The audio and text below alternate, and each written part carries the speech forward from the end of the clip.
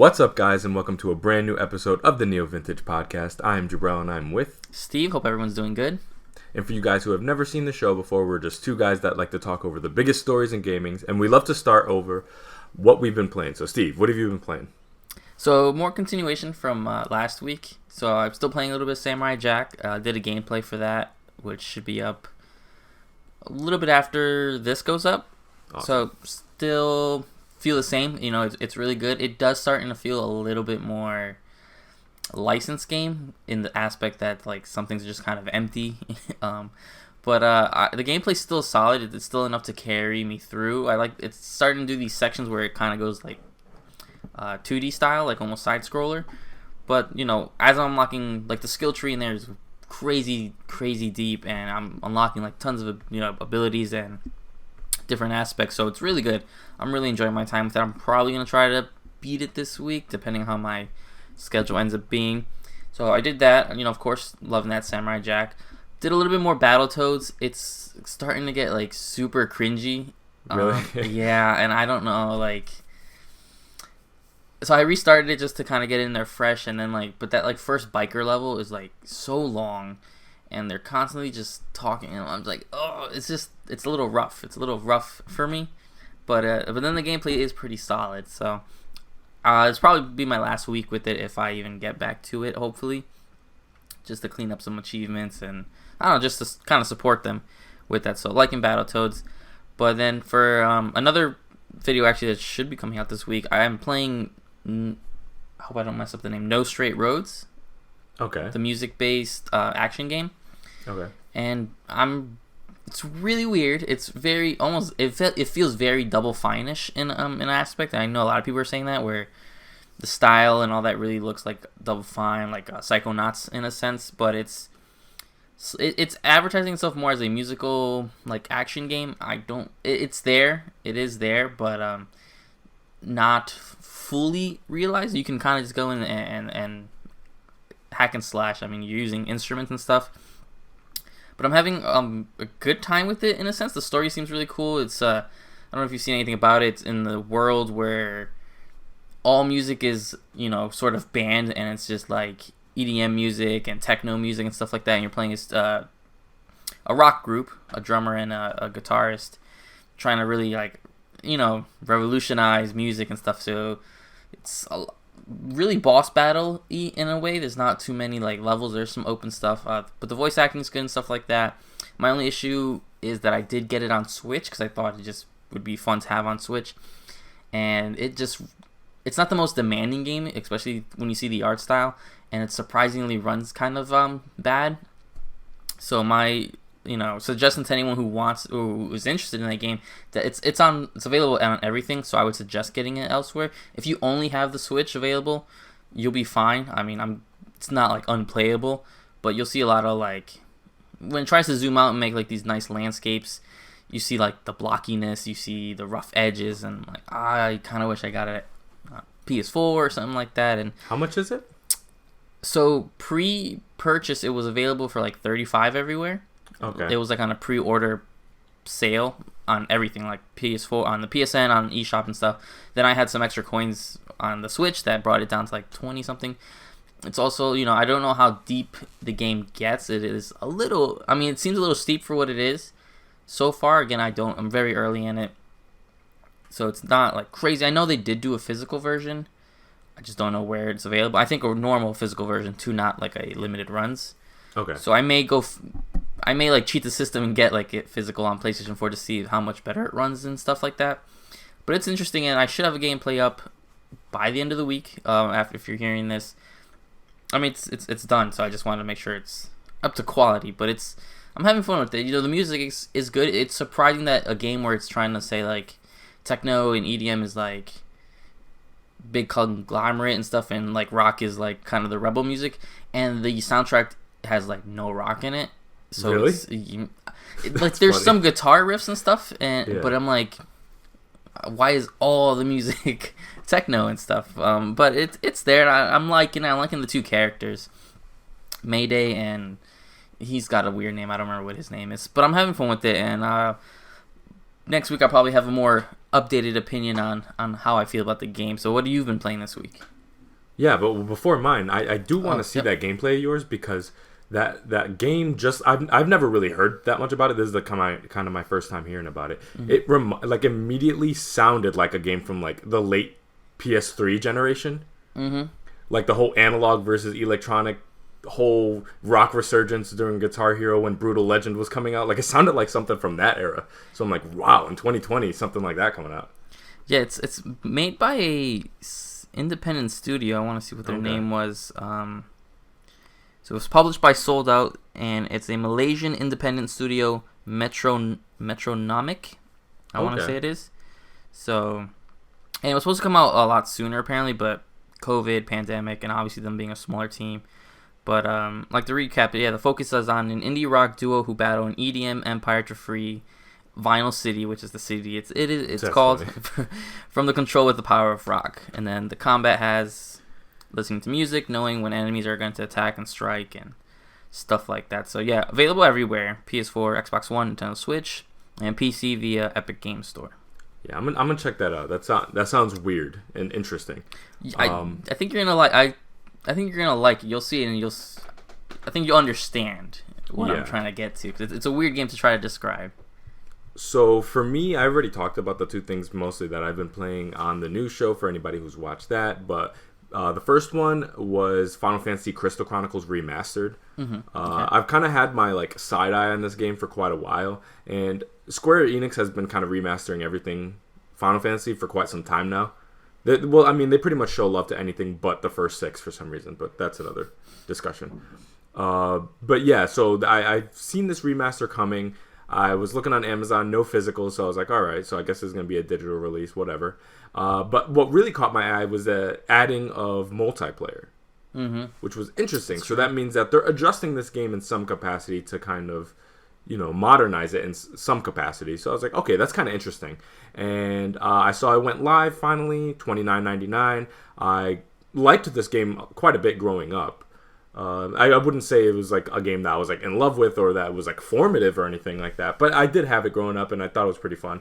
And so I was like, all right, let me give it a shot. And I've been playing it. They cleaned it up really nice. The visuals are pretty solid. The gameplay, I would say for somebody who's familiar with the original, holds up pretty well. And I think it controls well.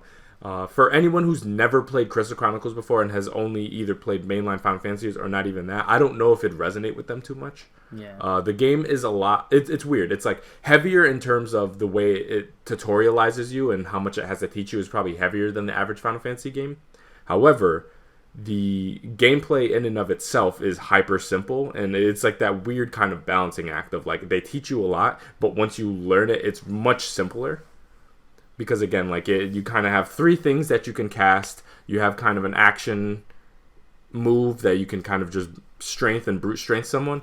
And then you kind of move in with a certain environment. And it's some weird balance between slow moving enemies. So it's not super active, but at the same time, it's not turn-based. I want to give it a couple more hours before I render like a full verdict on it. But I think it's at least worth checking out for anybody who's into Final Fantasy. I'm pretty sure it's on everything. But I got it on Switch. That's pretty much where I play all the Final Fantasy stuff if I can. But yeah, I'm enjoying that so far. And I want to get deeper into it because it's like a weird thing where it's like, I don't know if this is good. It's like one of those things. It's like, I don't know. I don't know quite yet. So I want to give it like 5-10 more hours. And then I'll let you guys know whether it's worth purchasing. And then another thing that went on sale is Cell Damage HD. That's been up for some time now. Wow, yeah. Yeah. It's been up for quite a while. But it finally went on sale on Switch for like $3 or $4.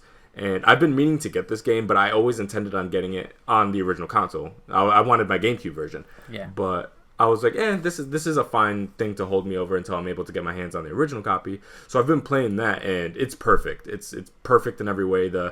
It's cell shaded, so the visuals are always going to hold up. I mean, if you look at anything from that era, the Beautiful Joes, they all look amazing. So this game is no exception for that. The humor is, it's very crude, and it's at the time, it's not something you'd even look at a second time. But fast forward to 2020, it's very strange to see a game with this type of humor.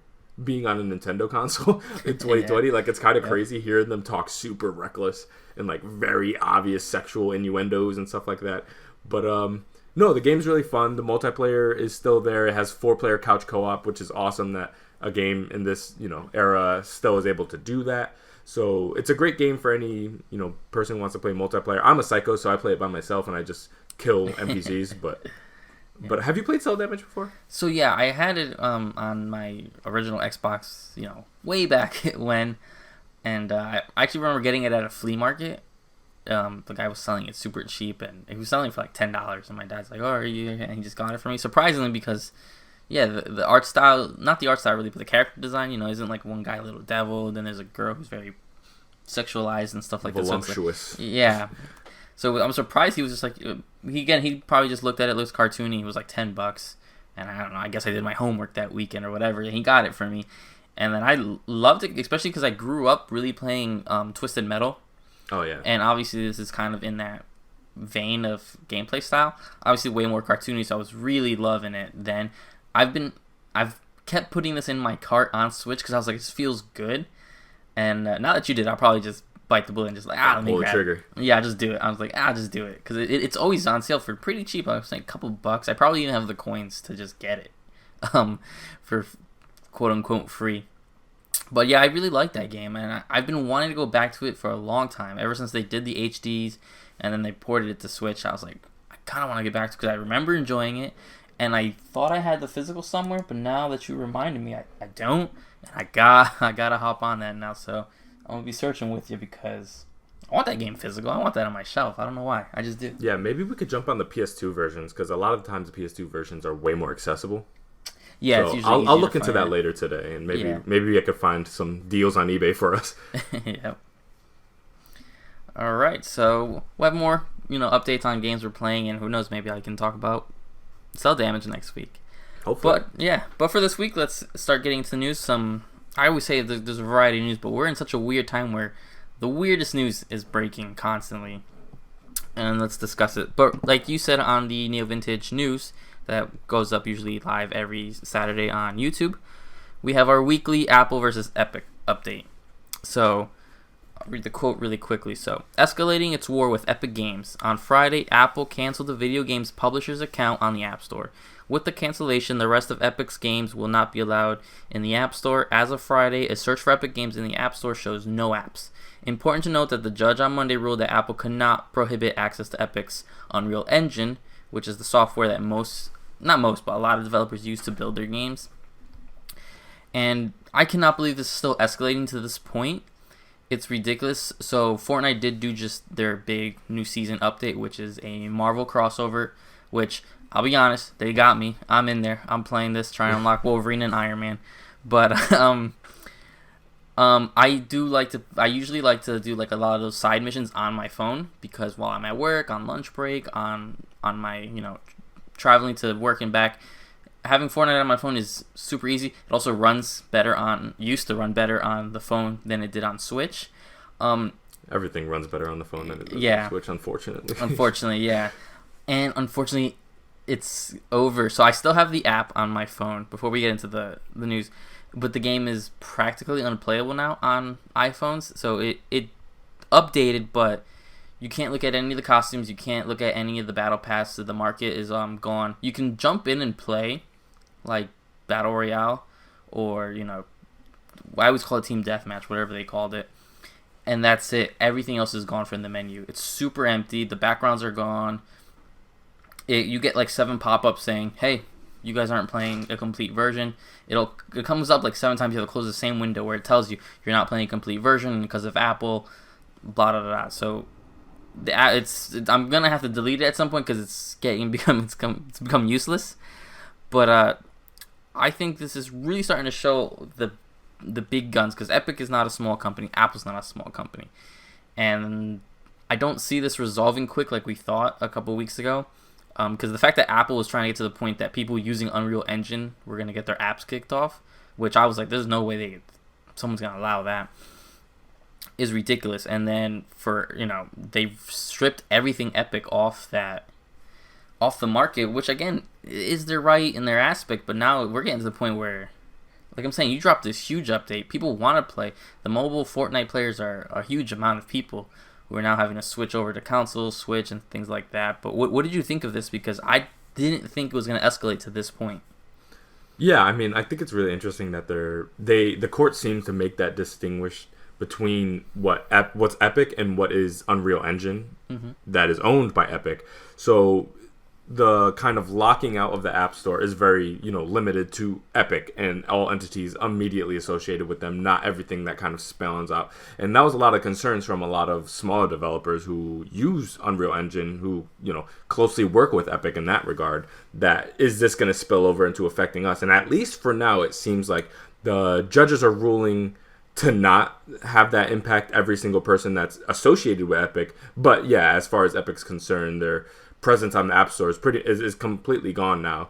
So the reality of the App Store without Epic, we're pretty much here now, and it's kind of just a matter of seeing what Epic does really, and what steps they even try and how much they fight. And again, it's going to be a weird situation. I know they all have, a crap ton of lawyers, and there's going to be millions spent in this whole affair. So it's an evolving story. We'll keep our eyes on it, but yeah, I don't really know what to do with it so far because, again, it's so back and forth, so petty. I don't... It's hard to say who's in the right, really. Yeah. Because, again, this all comes down to profit splits. And as someone who is not a shareholder in either company, I'm not going to argue in one way or another, to be honest, of who should get paid more. I don't know. Ultimately, they're going to fight as much as possible to get as much money in their pockets as possible. So we'll see ultimately who comes up on top. Yeah, we'll have to keep an eye on it. Again, it's becoming... every week we have a new escalation in this. Yeah, and I'm pretty sure that this is going to be, at least for the rest of 2020, this is probably going to be something related to the story that we could report.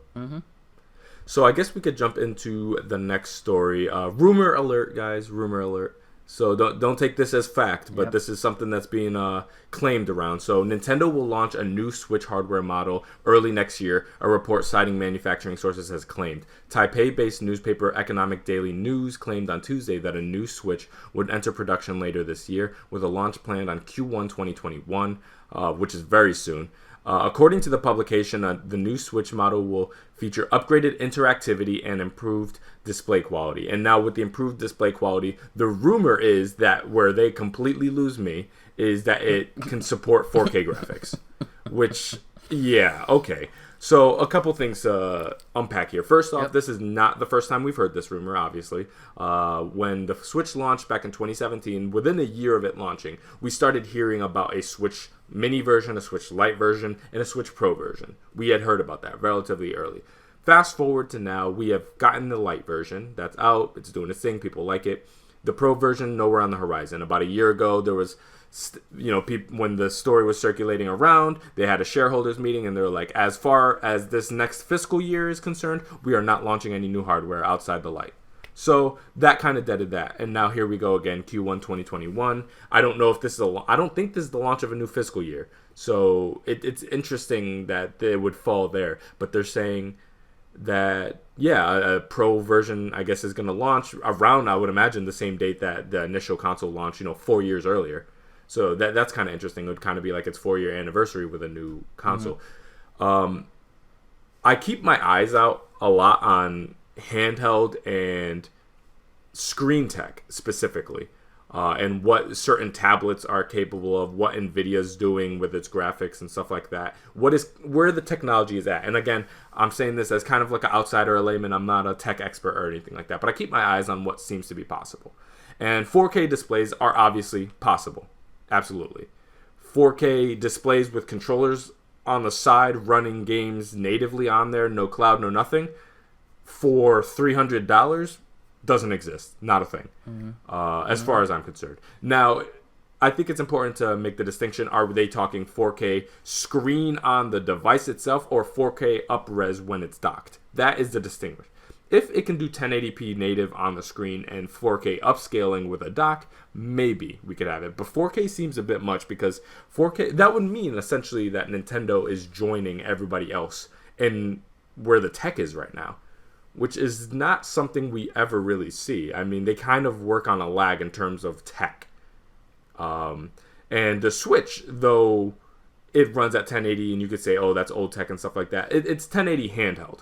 So for the most part, as of 2017, that was the best they could probably do in terms of having a reasonable battery life and a good screen. Fast forward, 4 years, maybe they can get that 1080p native on the screen with a decent battery life. But 4K, there's not a chance in hell. Are you buying this rumor?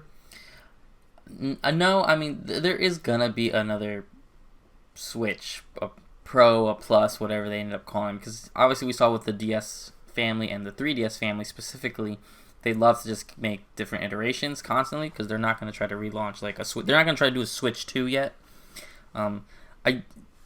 I believed it a little bit when I started looking at not accessories wise, but like software wise. They don't have anything right now really planned to come out. We haven't had a Nintendo Direct, a formal Direct, like a first party Direct, and I think we've hit a year now. We have these small indie ones, so I'm like, maybe they're trying to save some of these games for the stronger Switch, but then you start dividing your fan base, and I'm like, no. As soon as I heard the 4K rumor, I try not to laugh just now, but yeah, it's hilarious. There's no way, under no circumstances, Nintendo doing a 4. I don't even believe if they're like, oh, doc, they will upscale it to 4K. No, it won't. No, it won't. No, you won't, because you're not going to charge the price you need to charge for that. And I mean, let's be honest, some games when you dock it, it doesn't even get to 1080p on the TV. Depending on the game and developer, and I know all that stuff, but you guys can't even get it to upscale to 1080p correctly. You're gonna tell me you can now have it 1080p on the handheld and can upscale it to 4K? No, you can't. Xbox and PlayStation could barely do that at the beginning of this generation. Remember, Microsoft's games were at launch were like 900p or whatever, 920. Yeah, 900, yeah. And even though we're not like, super into, I'm more, if the game runs well, looks well, that's really what I care about. But I'm thinking, if the two giants couldn't do it for the price they were charging for those systems, you're telling me Nintendo's going to do it for $300 I don't see them launching a $400 Switch at the minimum to get to these aspects, to get to these ratios, and get to these graphical capabilities. I just don't believe it. I don't get me wrong, I would love a stronger Switch. I waited on a long time before I got the Red Box Switch, which is slightly stronger, it's more just a better battery life. I just don't see like how much of an upgrade you're gonna do, because they always like to make incentives for people to go from the Switch now to buy another Switch. It looks good for numbers and stuff like that. But you gotta pick and choose your battles, because you're not gonna be able to ramp up people to get your 4K system when it's either gonna be super expensive or it's gonna be tongue-in-cheek lies where it's not gonna be truly 4K. Yeah, the way I look at this is, some people are, I guess, looking at this as like the DS to the 3DS jump or something like that, when I think this is going to be obviously closer to DS to DSi, if anything. Small tech adjustments, small, like the hardware is going to change a little bit, the screen might get a little better. Maybe, if anything, they're going to try to fix the battery life a little bit better to prepare it to compete. Because again, they're aware of the fact that PS5 is coming out, Series X is coming out, 4K is going to become more standard, and the discrepancy and gap between them and their competition. I know people are like, Nintendo's not competing with Sony and Xbox, but in the game industry generally, as the three major guys, they are in some capacity. So they don't want that gap to get too big. Now, yes, they make it clear that Nintendo is not interested in playing that kind of tech back and forth, who can get the strongest, particle effects. They're not interested in playing that game. They've expressed that many times. However, 720 to 1080, that's okay. 720 to 1440p, okay. It's getting a little wide, but if you're still running things at 720 and the biggest publishers are dropping their games at 4K 120 or 4K 60, then it's going to become a lot harder for these developers to be able to have their games everywhere. And I kind of look at The Witcher, for example, which is a very demanding game, but they really had to like cramp that game in to get it to work on Switch. And that came out in what, like 2015 or something like that? I believe so, yeah. And so fast forward to 2021, when these Cyberpunk's coming out and all these crazy strong games, having a Switch SKU at all is going to be a lot more, a lot tougher. And again, Nintendo thrives when the first party's strong and the third party's strong. And third party is not just indie devs. No. And it's not just EA with a couple sports games. They want everything. And so Nintendo's aware of that, and I know they're going to try to remain competitive as much as possible. So I'm sure some kind of tech upgrades coming. Q1 2021 is a little steep. We're heading into Q4, I believe. Yeah. Yeah. We're heading into the latter half. We're headed into the latter half of 2020 right now, and that you're telling me they're launching new hardware like this into 2021 at the top of the year. I don't know. It seems a little early, because then that means manufacturer is going to probably start in October. You would have to. Which means that soon hardware is going to start leaking one way or another. I mean, we start seeing these for any console launch. Mm-hmm. So, as I said on the news, one way or another, in a month or two, we're going to start finding out if this is legit or not. Because if we hit November and we're not seeing anything regarding this piece of hardware, it ain't launching anytime soon then. Yeah, and I'm not saying nothing launches from Nintendo in 2021, but I'm saying this Q1, that means they need to start pulling some triggers soon in terms of marketing and stuff like that. Not to mention, they're going to be competing for the same chipsets as Sony, Microsoft, Apple, all these companies that are competing for hardware. They're going to be jumping into that soon too. So there's a lot of moving parts to pay attention to with this story, that I would not say by any means that it's a lie or that it's untrue, but I think that right now there's way too many variables for me to just buy into it as they're presenting it. No, absolutely. And you made like two really good points. Was obviously the manufacturing part, because again, nothing's leaked. The Switch Lite was leaking right after its official announcement, I want to say. Around there. There's photos, or it was slightly before.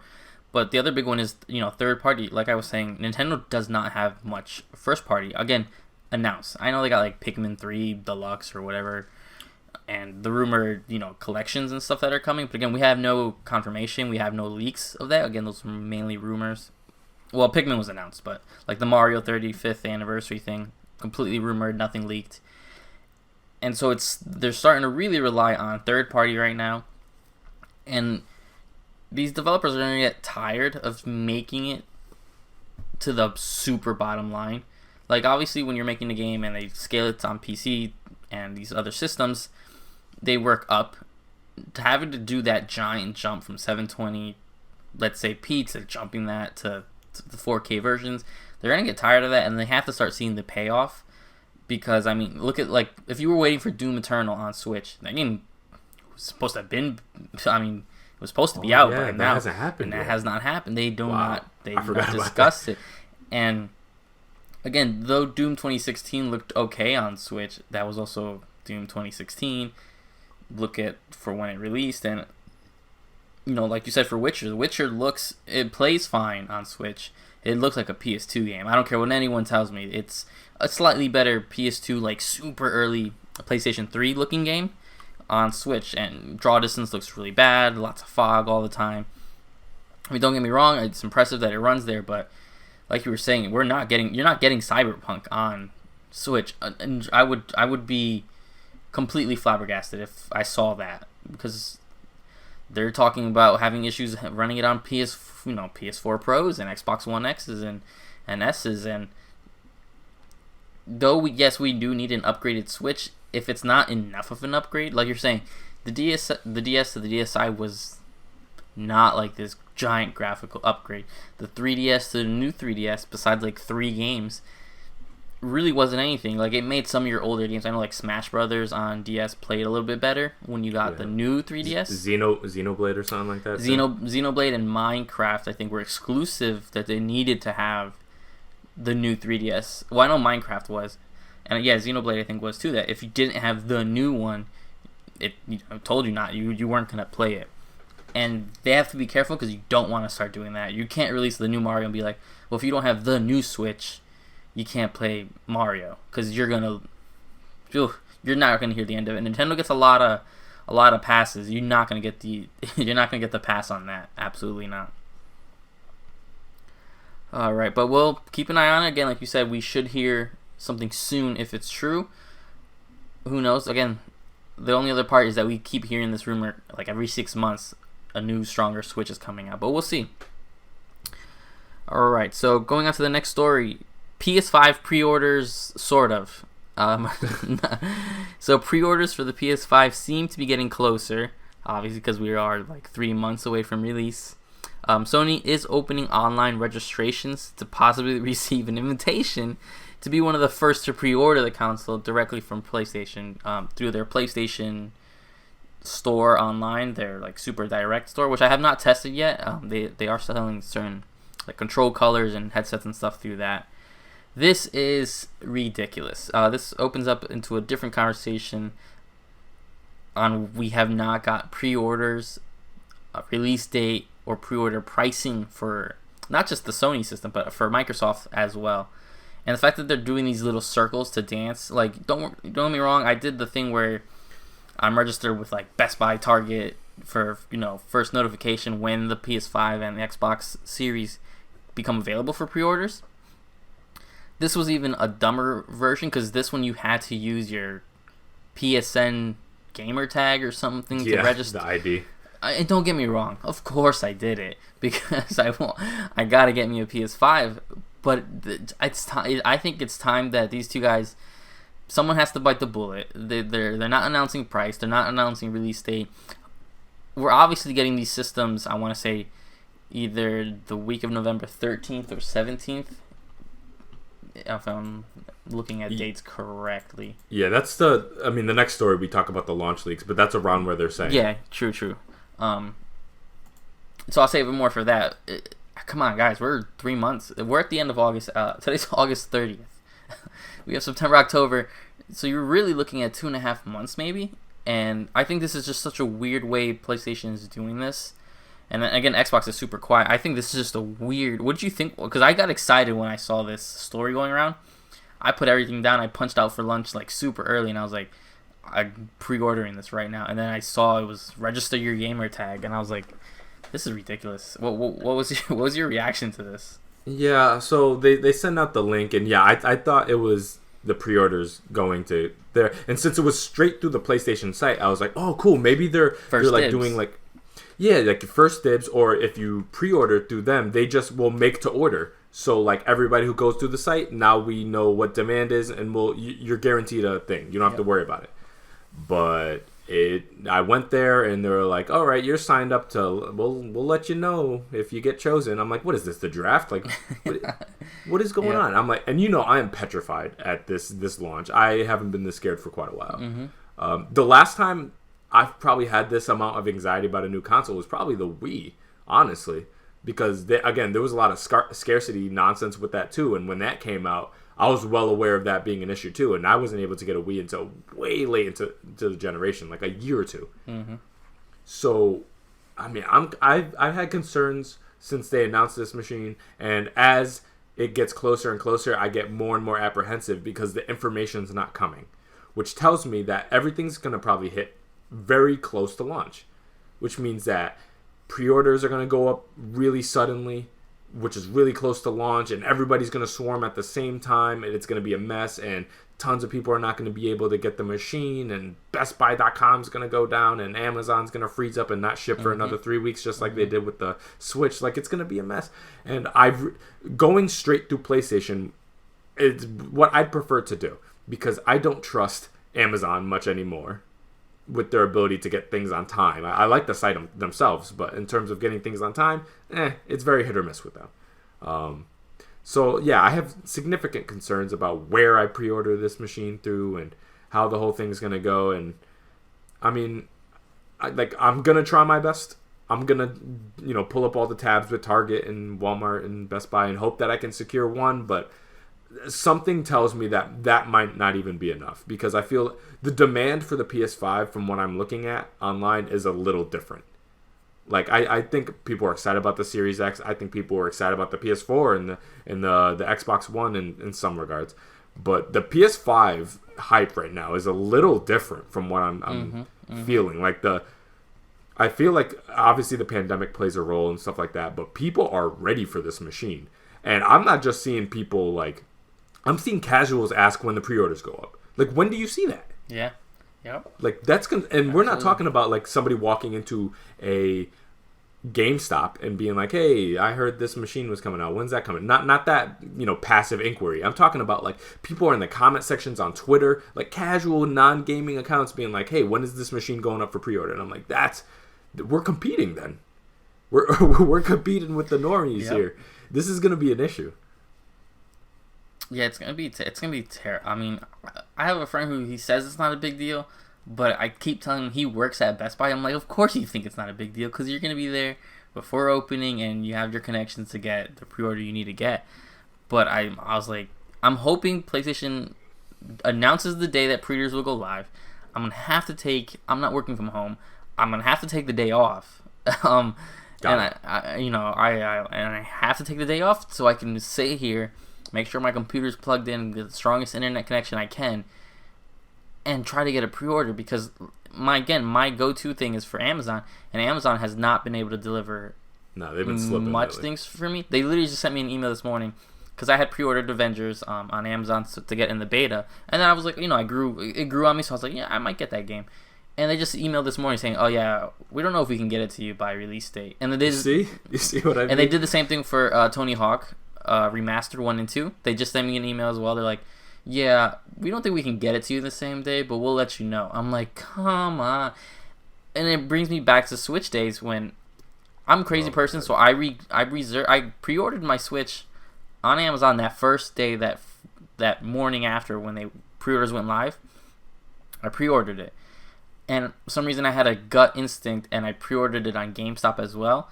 And 2, 3 months, 4 months later, whatever it was to release, Amazon didn't ship anything to me.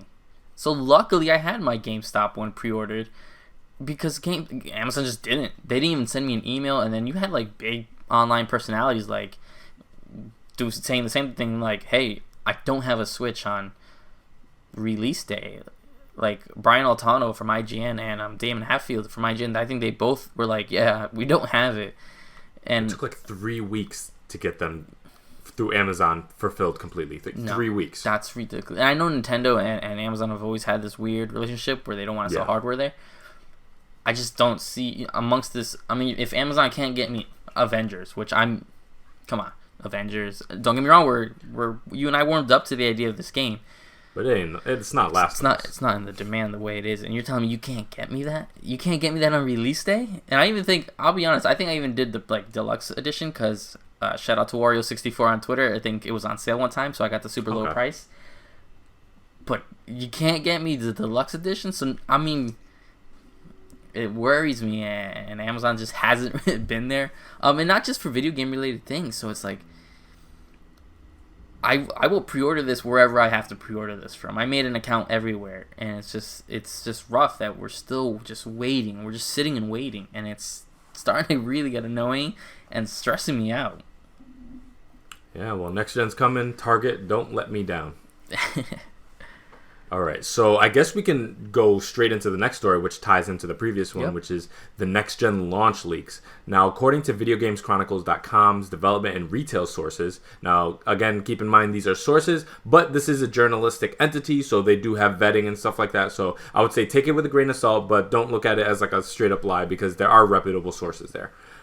Mid-November is exactly when the PS5 is most likely to land. In the UK, we understand that PlayStation has already booked a significant marketing spend for 7 days commencing on Friday, November 13th. Multiple retail sources have told us that a launch during this window would fit within their expectations. So it seems like they're cross-referencing this date with other people, and they're saying, yeah, that pretty much lines up with what we feeling like too. Development and resale sources also agree that Xbox will launch first. Xbox has told developers to plan towards a launch in the very first week of November, we understand, which would give it wiggle room to potentially slip into the second week and still launch ahead of Sony. Xbox sources indicated that the platform holder is also expecting PS5 to arrive within the week commencing in November 13th. So there's a lot to unpack here. Mm-hmm. So the first part is that they looked at the marketing spend for the 7 days commencing in Friday, November 13th over in the UK. And I saw some people taking issue with this, saying, well, that's the UK. And I would like to also emphasize the fact that if you look at the Sony marketing interview that happened not too long ago that we reported on here, he mentioned that Sony is moving towards globalization of everything marketing. So a global launch is very likely for the PS5. They've tried to globalize their PlayStation initiatives, the little taglines, everything. They're seeming to try to get rid of this separation between PlayStation America, Europe, and Asia, and kind of just have a unified ecosystem. So a worldwide launch doesn't seem outside the realm of possibility. So I would say, just because this is from the UK, don't think that the United States is going to be happening way after or anything. If anything, we happen before the UK. Another thing is that Xbox will launch first. That makes all the sense in the world. Xbox, I think, is, from a hardware perspective, very obviously ready to go. Yeah. They haven't released any of the pricing and stuff like that, because I honestly do feel like they're waiting for... Sony's waiting for Xbox to pull the trigger first, and Xbox is waiting for Sony to pull the trigger first, probably to just shave off a little bit of their price to undercut the other guy just a little bit to make it a little bit more enticing to people to buy, probably. They're obviously... If there's a massive discrepancy where, like, let's say Sony wants to launch at 500 and Xbox had 600, then obviously that's too wide of a discrepancy to play off each other. But I feel like they're going to launch within a similar price range, and they're just trying to shave off maybe $25, $50 here and there to undercut the other guy, just to give people another reason to get your hardware over the others. But yeah, Xbox going first makes all the sense in the world. They have their devices into people's hands. They're all over the place with this thing. They're doing size comparisons where the PS5, you're not seeing pop up too much places at all. We're seeing images here and there, but they're very close to the chest with the PS5 in comparison to the Series X. So yeah, I mean, this makes a lot of sense to me. It's before Black Friday, which everybody knows. If you're going to launch a console, you launch pre-Black Friday to hit those holiday sales. If you miss Black Friday and you have to launch after that, boot it to the next year. Don't launch around Christmas. It's a bad idea. That's why the Switch launched in like March, for example. It gave everybody a chance to get through Christmas, get past Black Friday, do everything well into 2017, and then you launch. So if they're really intent on launching in 2021, the third week of November is pretty much the latest you can really do. Maybe the very beginning of the fourth week, but even that's pushing it to beat out those Black Friday sales. So yes, this makes all the sense in the world. Expect Xbox first or second week, and then Sony probably in the third week. So what do you think? Yeah, I mean, I agree for most of everything you said. Again, we know these consoles, both companies have reiterated. They're like, it's this year. Sony just came out in that interview. They're like, no, we're not going to boot it to 2021. Pretty much saying, stop asking us. It's releasing this year. Microsoft, the same again. Microsoft just released that photo with like the Xbox with like GameCube around it and PlayStation on the size comparison. So it's like, well, Xbox is at least showing photos of the system. We saw, the official like photos with on the plain white background that Sony has done, and that's it. So it is nerve-wracking. These dates lined up. What really solidified it for me is, if I'm not wrong, Call of Duty Black Ops, Call of Duty Black Ops Cold War, I think is scheduled for the 13th. So that makes super sense because it's going to be cross-gen with that $70 bundle. So I think I agree completely that Xbox will probably try to get out that first week of November, if not the second week, and PlayStation will be a week after, especially with like Assassin's Creed Valhalla. That date I want to say is like the 17th or something. Yeah, it's very close. So, and these I'd be surprised if these systems don't launch on a Friday, especially with the whole global trying to unite thing, and they've been doing that for a while. Most of the first party games and stuff like that release on Fridays and things like that. So I keep looking at like that 13th and 20th day and the 6th. Obviously, you're not doing it the 27th. Obviously, that's the holiday weekend. Way too late. I even say November 20th is too late. It's like right there. So these systems originally, not these systems, but PS4 and Xbox One, I want to say were 2 weeks apart. PlayStation came out, I want to say 2 weeks earlier than the Xbox, and that helped it for a while. So obviously, I do also agree that Xbox is gonna be ready to go. They're gonna, Xbox is doing everything they can to really close that gap and really surpass Sony, or at least catch up in a sense. Being first out, while everyone's sitting there twiddling their thumbs waiting for the PlayStation, and there's a nice new shiny box on the shelf, it's gonna be tempting for people who don't have that impulse control. They're like, oh, I got a credit card. I can put that on there right now to hold me 2 weeks until PlayStation or whatever it may be.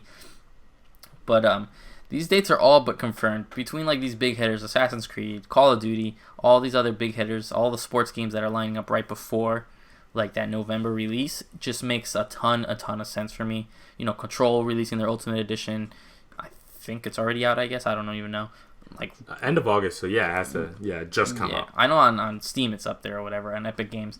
But so it's making sense. I completely agree that these dates, especially that November 13th, I don't know what it is, but there's that Friday the 13th just really speaks to me. I don't know if it's on PlayStation's behalf or on Xbox's behalf, but someone's launching the 13th, and someone may be launching that 6th. Oh yeah, maybe. But hopefully, I'm sending the energy out there. Hopefully we hear something soon. I just want to start worrying less about things. So once at least I have the date, and then once I have some maybe pricing and pre-order dates, then I can attack. Then I can move. But this waiting around, waiting for launches, and the fact is, before we know it, there's gonna be a too good of a leak to ignore. Like, you know, we had that the Xbox Series S has not been confirmed, even though we have the box. So at some point these things are going to start leaking. Oh yeah. Someone at GameStop is going to leak the poster board, and September has to be the month. It has to be, so you know. And I didn't work at GameStop during a launch of a system, but we get poster boards of games that are not announced. The Call of Duty poster boards we got weeks before the game was even announced. Yeah. And it would sit in our back room, and someone could easily take a photo. Everyone at my store was, you know, genuine, but at other people, anyone could have walked in the back room, took a photo, and leaked that photo with the date smack dab right there on the thing. So this is gonna start leaking if they don't control it, and it's starting to do that. It's starting to fall through the cracks with like these UK leaks and everyone trying to get on board. Before we go to the next story, I do want to ask one definitive question. Now that we're getting closer to next gen, we're starting to get all this information. Let's say they do launch a week from each other.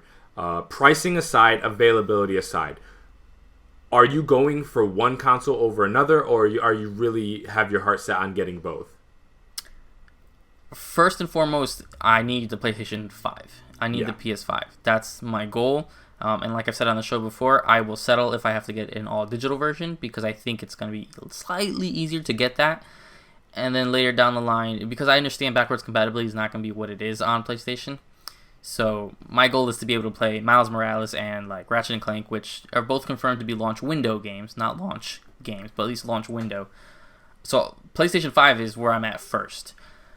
When it comes to the Series X, I was more keen on getting it with Halo, just because it'd be cool to get another new Xbox, have Halo there. Obviously, that is not the case. I'm in the aspect where I'll get an Xbox when I get it, when I feel like, oh, I'll get it now. If I find a good deal, if the Series S is a real thing, I'm like, oh, I can get that instead. So that's my go-to thing. But my go-to thing is I need the PlayStation 5. That's the thing. Even if it comes out a week, like if Xbox comes out a week early, I don't see myself being able to drop. Because again, if you're estimating $500 a console, I can't just drop $1,000 out of nowhere. In conjunction with, I'm gonna have to get I always get a second control. I want games, whatever headsets there, whatever is available. So I can't just like, oh, I'll just get both systems and it is what it is. And I did the same with the current gen. I mean, we were friends when I got my Xbox. I was like, I got it 5 months after launch, and I had no issue walking into GameStop, and they had the VCR, yeah, you remember the big boy? yeah, they were happy. I was like, yeah, you guys have Xbox One? They're like, oh, yeah. They're just like, yes, we do. They didn't have PS4s at the time, but luckily I did have one at launch. So that's my definitive thing: is I need a PS5. That's my complete. So that's goal. your priority. That's my priority. Xbox information, I like to know it just because I like to know everything, and obviously we like to discuss it on the show. And you and I discuss it, off camera and everything. But that's where I need to be. What are you in the same boat, or are you? Okay, well, it's like I'm conflicted about it. Mm-hmm. So I'm gonna do everything in my power to get both, within reason. If they're both relatively accessible and I have access to both, I will get both. Mm-hmm. And the financial reality is I might just take the hit on it. The thing is, the more Microsoft talks, the worse my prospect of getting it is at launch, because they're just like, okay, yeah, you don't need to upgrade if you don't want. And I'm like, okay, yeah, everything you can do on your current console, you can do on the Xbox Series X. Like, it's all parity amongst the thing. Yeah. So it's like, they're the ones that keep emphasizing, the more they talk, that, yeah, it's not going to do anything that different day one. So there's pros and cons. There's pros is, when I buy the PS5, yeah, I'm going to have to buy some games with it.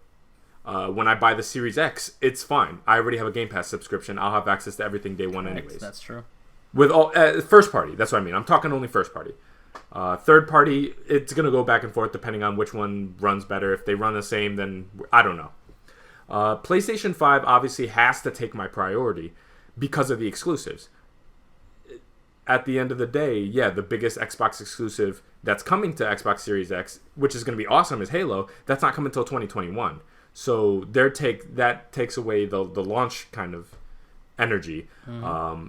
PlayStation 5's the kind of wild card where it's like, I don't really know where any of those games are falling, but I know they're only coming on PS5. True. And they're not going to be playable on PS4, definitively. So worst case scenario, I can't get a Series X. That's kind of okay, because my Xbox One will run everything. I won't be locked out of any games, any experiences. There's obviously tech differentials where I won't be able to suspend games and stuff like that. But in terms of, hey, a new game came out, can I be able to play it? They'll all be available on there. I can't say the same for PlayStation, so it naturally has to take precedence. So within reason, I'm going to try my very hardest to get both.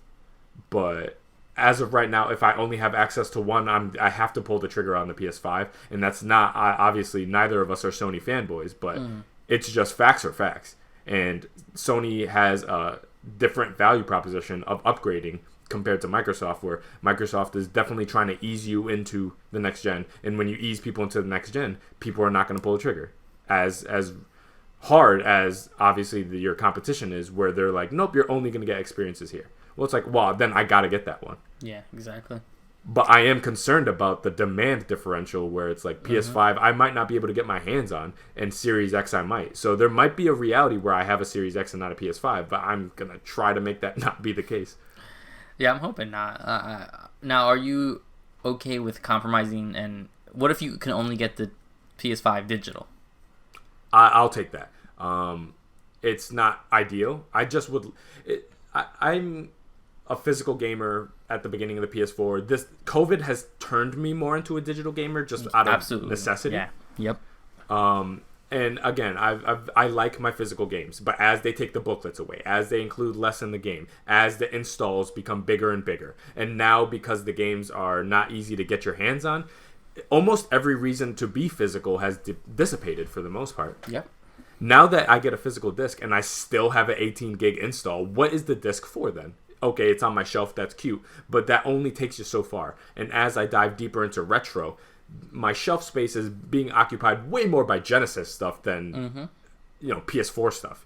So going into the PS5 generation, massive installs are going to be a thing whether I have discs or not. It's not going to be that necessary. And especially if it saves me a little bit of more money, all right, screw it. I'll deal with that. And backwards compatibility is not something I don't see myself reaching too much into the PS4 generation for backwards compatibility. And if I want to play any last gen stuff, I'll treat it the same way I treated it this gen. I'll just do it on Xbox. So that's kind of my approach for it. I don't mind going all digital. I would prefer the disc thing, because just having more options is always going to be ideal. But if I have to go digital, I'll take it. That's not going to hang me up any at all, because I'm essentially a digital gamer right now anyways. Yeah, I completely agree. And between me becoming but including PC gaming in my ecosystem, on top of the way COVID's been, on top of the Switch, because just sometimes getting physical Switch games is annoying. Yeah, it is. I've gone not completely digital, but like majority digital. Ghost of Tsushima I did digital.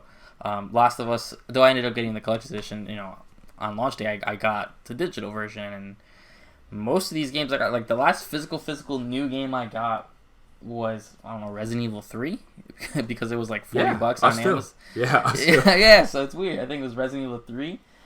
Way later, when the Final Fantasy Deluxe Edition came out, I was able to get it, but on launch, Final Fantasy, you and I, we were playing it digital, just because I wasn't going to wait.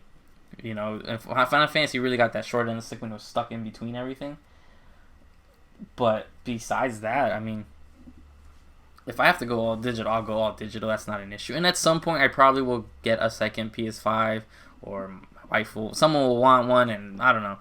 Then when I have like more of an option, I'll get the Pro. But like we're saying, you and I are big retro gamers. We don't mind. I mean, I have my Genesis hooked up right there. I don't mind bringing out the PS4 if I have to play a PS4 game that I have physical. Yeah, that's no big deal. It's not for us. For other people, maybe, but for us, it's not that big a deal. Yeah, so it's like, well, if I can only play PS5 games on my PS5, I'm like, well, that's what I want the PS5 for. To play PS5 games. Don't get me wrong, I like my old stuff, but my PS3's sitting there too. Big old piano. It is what it is. Alright, so coincidentally, talking about Resident Evil, as always, as the nice Capcom fanboy that I am, we have a Resident Evil story. So Resident Evil is getting a Netflix produced show. So Netflix has finally confirmed that a live-action adaptation of Capcom's legendary survival horror franchise, Resident Evil, is in the works. The synopsis, recapping it really quickly, is there's going to be 2 timelines following the 2 daughters of Wesker. So, hold on, let me get Jade and Billy. So, in the early timeline, when they're younger, they're about 14, they're going to move to a manufactured corporate town, New Raccoon City, which I want to say this is the first time I've ever heard of that. I don't remember if that's ever been a thing, but a new Raccoon City, forcing their adolescence into full swing. But the more time they spend there, the more time they come to realize that the town is more than it seems, and that their father may be concealing dark secrets. Secrets that could destroy the world. Obviously, Wesker being a huge antagonist. You know, he started off as a background character, but obviously comes up to a full antagonist in the later games. Cut to the second timeline. Well over a decade into the future, there are less than 15 million people left on Earth, and more than 6 billion monsters, people and animals infected with the T-virus. Jade, now 30, struggles to survive in the new world, while the secrets from her past about her sister and her father and herself continue to haunt her. So, I obviously love everything Resident Evil. Again, I know people like to, crap on Resident Evil 3 for not selling and not being as good as the other ones. I don't care. More Resident Evil, to an extent, is good for me. Resident Evil 6 was a little much in their aspect. They needed to dial it back, but I'm super excited for the show. I'm surprised they're going live action because Capcom and Netflix in general, when they're working with game companies, usually go more animated. Because I know Capcom has a Devil May Cry series coming, and that's supposed to be animated, not live action. So I'm excited. I'm nervous about the double timeline thing. Spoiler alert for the people who are fans of the Witcher Netflix series. That double timeline thing can be confusing. Yeah. When it's this much of a gap and they're going from the get-go, maybe it sounds good, but hey, listen, you're going to get them as kids, and then there's going to be, they keep obviously referencing only one of them as an adult, so something obviously happens with the sister, with Jade or Billy. I'm excited for this. I'm obviously going to be checking this out, probably marathon it when it releases. They didn't give it a date, as long as I know, but what do you think about this? Yeah, I'll most definitely watch this. Mm-hmm. As to whether I think it'll be good or not, as of right now, it's Netflix's job to convince me it's not going to be trash. Mm-hmm. Not because of Netflix, because Netflix has proven themselves with The Witcher that they can do live-action adaptations of video games or other type of material, because yes, Witcher's a book. But, so Netflix has proven themselves, but it's more so the fact that Resident Evil as a live-action franchise drilled... look how many of those movies are. And listen, I understand some people like them, but I hate them with a passion. I hate those movies. They make me hemorrhage. I can't stand them. And so, reading this synopsis, I'm like, oh God, please don't do this to me again. Don't give me 13 episodes of these movies. Please don't.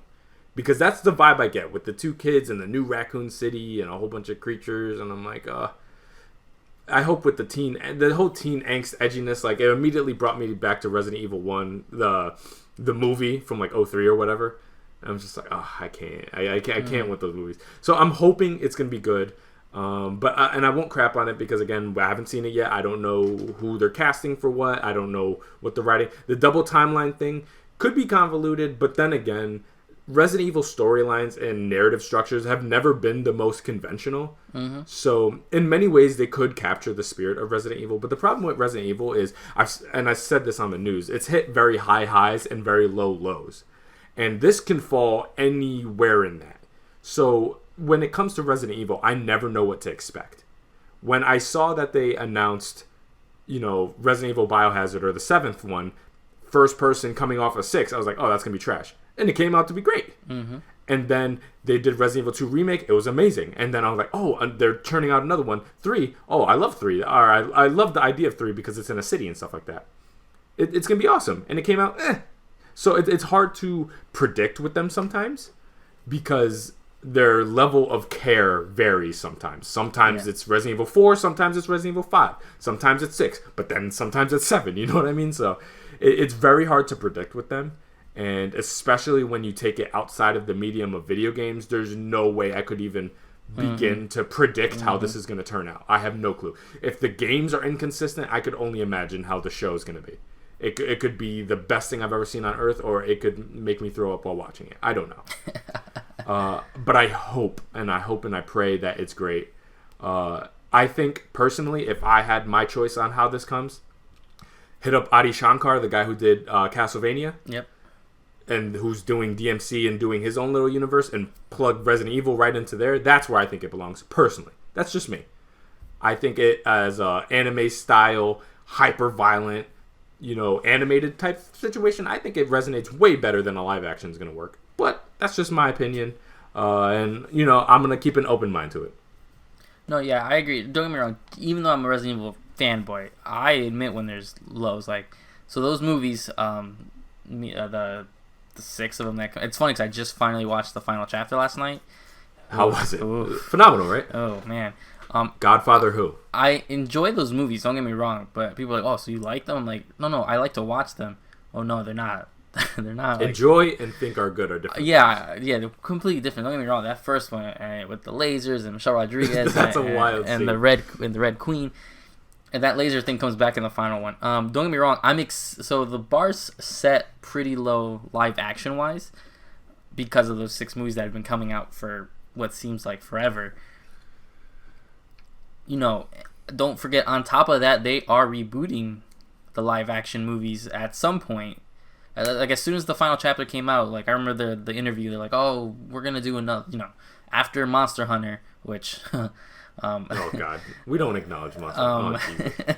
We're gonna reboot the live action franchise. I wonder if this. My only thing is, does this tie into the video game universe? Is it its own thing? Is it gonna slightly tie into those live action? Mila Jovovich. Sorry, I always forget her last name. Mila Jovovich or something. Jovovich. Is it introduced into her universe? I don't know how, because pretty much that movie ends with everybody dead. Spoilers. Not main character-wise, but, the world is gone. So where does this fit in? Where is this new Raccoon City thing? Hopefully it's not some weird simulation thing. Resident Evil likes to pull these, try to pull these grand schemes where it's it was all simulation or clones. And I'm like, let's take it easy now. You have a series. Initially, yes, I would want this to be animated. Obviously, give it to... anyone who, Netflix does pretty well things sometimes. But sometimes it does have its shortcomings. So it does worry me. And again, I will watch it. Will I enjoy it? I don't know. Wesker is overhyped to me, which I know is a dangerous territory to say. I don't know where when MVC3 came out and everybody was just all over Wesker, I'm like, he's really the villain in 2 or 3 games. He was a background guy for a long time. Can you make these characters interesting? Can you make sure you get actors who can bring these characters to life and not just read a script? Which is one thing I've seen with Netflix produced live action shows where sometimes the quality is really well, but there's some characters in The Witcher that you can tell just showed up, read their lines, and left. Yeah. Not everyone really had that passion that some of the other characters have. So it's a mixed bag. And Resident Evil series in general, you said it perfect, is a mixed bag where some things are really good and then some things, are there. They just exist. And I feel like this is probably one of the things that's just going to come out, exist. That weekend people will talk about it. And unless it's really good, it will quickly go away. Yeah, and I can my kind of final thoughts on it is you brought up the idea of you're not sure exactly where this ties into, if it ties into the video game universe, if it's its own thing, or is it the movie thing. I'm hoping, if there's one thing I really hope for this series, it's that it doesn't tie into either the games or the movies, because I feel like Resident Evil is kind of at its best when it's not inheriting a whole bunch of narrative from previous entries. I feel like that's why in many ways Biohazard was so refreshing. And I understand the DLC kind of ties it in, but it was its own story. You didn't have to know a million, this person did this and was working with this company and was this at this point, and you don't need to know all that. Just listen, this guy is in this situation, and it's closer to an Outlast, where he's in a bad situation, get him out. And then if you are really into the lore, there's different things you could read. There's things under the kind of the cover of the game that you can dive into and get that lore that connected to the previous entries. But that's what I loved about 4. Listen, you can know a lot about Leon, but all you need to know right now is he's this guy on this mission in this village. Enjoy. And that's what I feel like Resident Evil is at its best, because then, when you start 6, you're like, okay, who's this guy? Okay, this person was here, and they were working. Okay, and it's a lot to follow, and it's great for people who are really into Resident Evil. But you have to keep in mind, this is a pretty old franchise at this point, with a lot of games, with a lot of different things that fall into the canon, and weird timelines, and weird characters that used to do this, that are now doing this, that were dead, but it's a whole thing.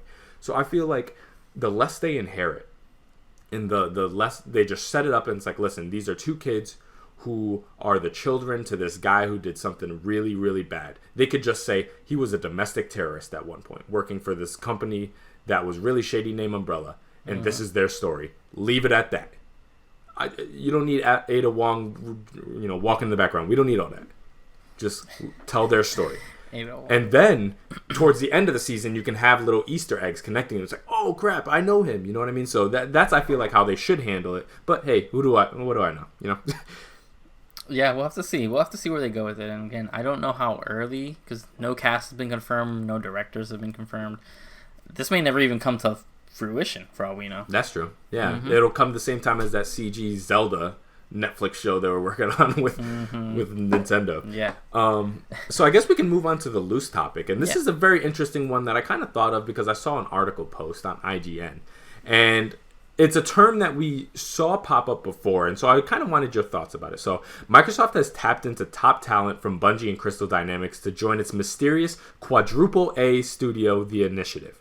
Now, obviously, the term quadruple A, or whatever you want to call it, AAAA, is most definitely obviously like a marketing strategy by Xbox saying we're making big experiences over here. So it's not necessarily meant to take most literally, but it's obviously that the industry is trying to move in a direction of scaling up from what we even what we consider to be AAA experiences. Bigger than that. More money, bigger budgets, more people working on it. And so my question to you is, what are your thoughts about scaling up to this quadruple A experience going into next gen, that they want to make things bigger and quote unquote better? And do you think this is sustainable? Because obviously the AAA scene has a lot of issues that we've been bumping to. And as this industry ages, questions about unions and people being properly compensated and budgets and royalties and who's getting paid on the back end and unfair labor and all these practices in AAA gaming, and crunch, for example, are massive things that are coming with the AAA game industry. As games get bigger and budgets get bigger and the amount of people who need to work on things get bigger and the amount of time they have to pour into these projects get bigger, but the deadlines remain the deadlines, there's a lot of issues with that. So with Xbox and theoretically the industry trying to up the ante and get even bigger, do you think this is a sustainable market? Can things keep going in this direction? So that's kind of my question to you. What do you think? I think now more than ever, it's really put into question, because there's a fine line, and we've discussed it before, of, what is being crunched, what is being forced work, forced overtime, people getting their vacations canceled because they need them to be work, and where's their line of passion? Because Naughty Dog was getting, way prior to the Last of Us leaks and stuff like that. Just for an example, the rumors of crunch and stuff, and that's who leaked it, and it came out. And most people from Naughty Dog came out like, listen, we're We work a lot, yes, but it's because we want to. We have passion to. And that shows in their game, quality-wise. Same with Rockstar. You don't crank out Red Dead Redemption 2 by just working, your 8 to 5, 9 to 5 shift a day, and that's it. A lot goes into it. Now, I think so this was always a worry when I saw Microsoft come out and Microsoft's always trying to change the game with, quadruple A studios and stuff. It's not a thing. Yeah. There's double A, it's not a thing. And it's really them just trying to stand out saying, we have so much talent here and we're going to produce something amazing. We haven't even gotten, I think there was like one small leak that and I never believed that they're doing like a Perfect Dark reboot, and I highly doubt that, but I just don't think it'll be, let's say this game comes out. Quadruple A. I even hate saying that. Quadruple A. It's so clunky. Yeah, quadruple A game comes out, and let's say it comes out and it's lukewarm. It comes out like most Xbox exclusives, that it's just kind of average. Then you're going to start being like, well, listen, you're paying these guys big bucks. You're pulling people from Crystal Dynamics, from Bungie. They just got a guy from Bungie, an ex-Bungie runner to go join 343 because they're struggling creating Halo. So it makes me worry because not only our qualities of the games we get in our hands going to go down, what about the people who rely on this way more than us? People whose job it is to make these games spend tons of time, they lose time with family and all these things, and then the game comes out and it's lukewarm and people don't care and people don't want to sign you for the next project and they don't want you to, oh, what game did you work on? Like in a world that Halo Infinite comes out and it's like trash, and it's like, oh, and what do you have on your resume? Oh, Halo 4, 5, and Infinite. Oh, it's gonna be rough. So it makes a very, obviously we're speaking as outsiders, but it's gonna make a very tough situation, especially when you put these standards of quadruple A. It's like, well, what does that mean compared to a triple A? Because triple A usually means high budget, high. It's just when you think triple A, you think motion cap and travels to Japan to get the right aesthetics and music and scenery and voice acting and all this different stuff. So I think, and we're starting to already see that aspect where games are now starting to everything's not trying to be AAA. Everything's not trying to be The Last of Us. We are starting to get these smaller games that people take longer to make, but they make it right the first time, in a sense, where we're not getting, because it's the wildest thing to when these AAA, AA games come out, and then it's like we need to patch it constantly to try to fix it before launch, and that's where I think a lot of crunch comes in. If Ghost of Tsushima came out and worked pretty well. I mean, there was very small glitches that they worked on pretty quickly, but if a game comes out broken and then you're starting to crunch, it just makes it weird because it's like, well, there was rumors of crunching before, and there's always crunch is in existence in this industry. Again, as an outsider, it's part of the formula is that you have to really sit there and sometimes crunch to an extent. Like Nintendo doesn't get a lot of this heat, but there's a lot of like small stories that we haven't covered because they're really Nintendo's so tight-lipped that Nintendo really crunches for some of their games, and people don't really realize that. Animal Crossing apparently was one that was really, remember Animal Crossing was delayed almost a year. Sakurai's been saying it for years. Sakurai's like they're killing me. If you want to see example of crunch, look at Sakurai. Every time he has to make this man's been making Smash Brothers for 20 years. Damn near his whole life. Oh my! And you can kind of look at him when he was producing like Smash, 64 and Melee. He's young, vibrant, and look at those directs when we get him now. He's like, "Hi, this is that guy, man. This is Min Min. She's got stretchy arms," and he tries to be enthusiastic, but that's crunch. That's a tired man. Because, he's like, yeah, we want to do a couple DLC. Well, now we're doing a second Fighters Pass. And that comes from Nintendo being like, Fighters Pass is making money. People want more substantial stuff. So there is a worry where at what point are you going from passion to forced crunch to putting your health in danger? Because even for Smash on through whatever the Smash 4 was called, 3DS and Wii U, I think Sakurai said he had to go to the hospital because he was like super dehydrated, and he's a man of a completely different passion and stuff like that. But there's people like that everywhere on both sides. On Microsoft team, there's people like on Sony team, and it's hard because some of these guys don't come out. But Neil Druckmann's not a guy who just works 40 hours a week and that's it. I don't know this, but he's a man of big passion. He's always there. He's always got his hands in everything, when it comes to Naughty Dog games. So I highly doubt he's just chilling, doing nothing. So you can only imagine the people on the floor doing like some of that grunt work are really pushing themselves. So, my thoughts of scaling up doesn't make sense. It doesn't make sense where I think some games need to scale down. Yeah. You need to make not smaller teams, but smaller games. Everything doesn't have to be Cyberpunk. Everything doesn't have to be The Last of Us, The Witcher, with all this crazy things. Like, some games need to be scaled down, and that's what we've started to see with, and I got to give it, to THQ Nordic to me, that's a double A producer, because they produce everything, pretty much. They own everything. But they're making these smaller $40 experiences that they're ready when they're ready. Destroy All Humans remake was announced, I want to say, like a year ago. We got no info for a long time. And then they were like, here's the release date, the game's ready. And I think that, again, I don't know what that looks like behind the scenes, but you're not seeing people freak out. You're not seeing people come out and do these interviews where it's like, the pressure's too much. I haven't seen my family, and etc.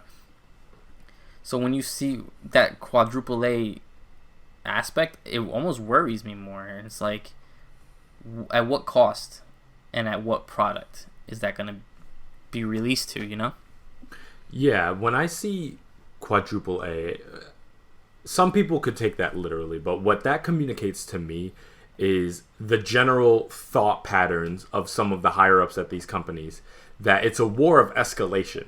Bigger, bigger, bigger. But with great expansion, naturally will come the great contraction. And the problem is blockbusters in these industries are always going to exist, whether the movie industry or anything. Every industry has their blockbusters, their massive, expensive, big tentpole events that they have every year. However, I don't feel like the infrastructure is there for the game industry. If you want bigger experiences, you're going to need bigger pay to take care of these people. You're going to need bigger facilities to ensure that these people are able to see their families and maintain healthy lifestyles and stuff like that. And that's kind of where that unionization thing comes in. And then obviously there's pushback against that, because certain developers are like, we can't afford this unionization kind of ecosystem that's coming, which is inevitable. Whether you like it or not, whether you feel one way or another, the unions are coming, whether you like it or not. At least in the US. So it puts them in a position where it's like, do you want it bigger or do you want them better? Because okay, you can get bigger and bigger and bigger experiences from your developers, and that's good and fine. But can you afford it? If you can't afford it to take care of your employees to do that bigger experiences, then let it go. Let it go, because it's not worth it. The taking advantage of these people and killing these developers and these testers and having these contractors come in and you're barely compensating them, and they're doing all this for the AAA experiences. So you're talking quadruple A. And again, if you think this is a kind of thing, Microsoft are the ones that are marketing it, but if you don't think that this thought pattern exists elsewhere, then you're being purposely ignorant. I mean, this is happening everywhere, where they're trying to go into this next gen with experiences that it's like, 100 million, let's see what happens when we get the first $1 billion game. It's coming. And I could just only imagine the horror stories we're going to get out of that story. So it's like, all right, yeah. So I was just saying that I think quadruple A experiences may be able to exist at some point, but in this current war of escalation, you need AAA quality infrastructure to support, quadruple A quality games. So once payment is set up and once the budgets are finalized and people are compensated properly, that's when they can happen right now. But they're going to butt into an issue where 6 months of crunch, 8 months of crunch, like how much is acceptable, you know what I mean? Where to hit these levels of quality for these games and at these astronomical scales, it's just an impossibility, because they're barely hitting it now. So I could only imagine if they tried to quadruple the size of the game, quadruple the size of the budget, how humans could even output this at the current, ecosystem allows to. Yeah, and like you said, it comes down to payment and time off and people being able to be with their families. Remember, Borderlands 3 caused a big stir about this with what's this guy who shouldn't be on Twitter? Randy Pitchford, right? Is it Randy? Oh yeah, that guy shut his mouth. He every time he opens his mouth, oh my took god, a huge bonus, and a lot of the workers like, yo, Yeah. we really had a, because Borderlands did come out and it worked. It was well received. It was obviously years too late, but the game had a few issues that some people were like, yeah, we had to really try to. They're like, oh, this mechanic was like really broken, and we had to really crunch before the release because he went off script and announced that the game was supposed to come out way sooner, and it's different things like that. And then this is where I think like, well, union has to happen because like everyone who was developing that was being told you'll get the big bonus when the game sells, and some games do work that way, where you have your salary and then you get the big chunk of money when the game comes out and sells well and stuff like that. But that's not necessarily the right thing to do, I guess, because people who worked on Borderlands 3, people who crunched for Borderlands 3, everybody knows Borderlands 3 released way too quickly and was rushed. And then they didn't get their pay later on. That's when, like, well, that union thing's gonna come, and I think it's inevitable because you have to. It's just because of situations like this. You can't tell me I'm gonna crunch, given all this time, and not get paid for it or get the respect for it, and it just breaks down to a way more complicated thing. And going bigger and bigger isn't the way to go, obviously, because it's gonna cause more stress, more problems, and bigger isn't always better. So when Microsoft really tries to change the game and flex their big muscles and we have a quadruple A studio, it's not a thing. Stop it. It's not a thing. And you're gonna look foolish when things start to fall apart in that aspect. And I think on a different note that like if Microsoft can't even get their AAA studios to the point they need to be comfortable, obviously there are issues with Halo Infinite, and 343 is a studio you guys internally created to make Halo games, and they can't make Halo games the right way. You have other problems that you need to be focusing on instead of getting bigger and better. Yeah, kind of inclusion. Microsoft, I love you, Microsoft. I'm not hating. No, but try putting something out with the initiative first before saying they're a quadruple A studio, because there's this thing called setting someone up for failure that you want to temper expectations. Slow down, Microsoft. They've never launched a game with that team yet. exactly. So it's really bold to be putting that level of clout on them before we even know what their full capabilities are. And I have no doubt that there is no shortage of talent at that studio. I see some big names going over there, but slow down. Yeah, and then they constantly talking about they and Phil Spencer again, love love the guy from as a fan base, but he was there was that interview. He's like, they may be working on more than one game, and they're so not a good idea. I'm like, whoa, hold on, man. We have when that happens, something suffers to aspect another game, and so they have to be very careful. Release something first. Yes. Just release something first, Microsoft. Yep. We understand you have 50,000 projects in development. You know who also had a whole bunch of projects in development? They're called DC, and ask them how that played out for them. Yeah. Release things. I mean, look at original I was just giving props to THQ. Look at the original THQ.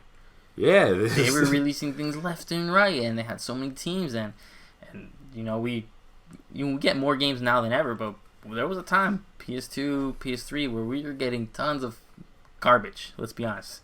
It's because these teams were so thin and so small and forced. Well, that was that, and ultimately what we want is great game experiences, but not on the backs of people suffering, pretty much. Of course, yeah, never. So that episode, 20 of the podcast? This is episode 20, yeah. The big 2-0. Let's hope that we can make it to 200 one day. That'd be awesome. We'll have a big party. Yeah, we'll see you guys next Monday with a brand new episode. We hope you guys enjoyed. Just a heads up to plug, we got lots of new videos coming up throughout the week. We have every topic broken down from the podcast that's going to be going up throughout the week. On Saturdays, we have the news, and on Mondays, we have a brand new podcast. So keep your eyes out for that, and also new gameplays coming soon as well. Yep, gameplays, different kind of discussion videos we do, the games we love, all that kind of stuff is rolling out.